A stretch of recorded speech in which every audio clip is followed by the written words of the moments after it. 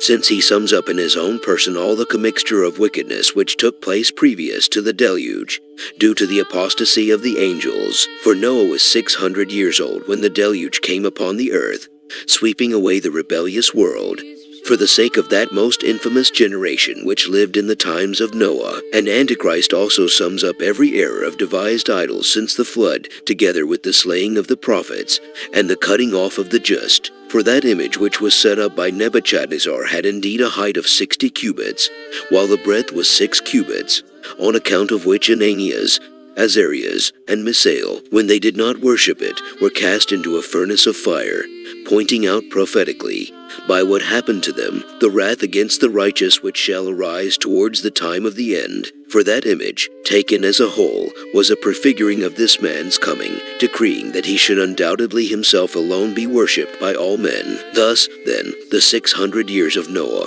in whose time the deluge occurred because of the apostasy, and the number of the cubits of the image for which these just men were sent into the fiery furnace, do indicate the number of the name of that man in whom is concentrated the whole apostasy of 6,000 years, and unrighteousness, and wickedness, and false prophecy, and deception, for which things sake a cataclysm of fire shall also come upon the earth. But, knowing the sure number declared by Scripture, that is, 666, let them await, in the first place, the division of the kingdom into 10, then, in the next place, when these kings are reigning, and beginning to set their affairs in order, and advance their kingdom, let them learn to acknowledge that he who shall come claiming the kingdom for himself, and shall terrify those men of whom we have been speaking, having a name containing the aforesaid number, is truly the abomination of desolation. This, too, the apostle affirms, when they shall say, peace and safety, then sudden destruction shall come upon them. And Jeremiah does not merely point out his sudden coming, but he even indicates the tribe from which he shall come,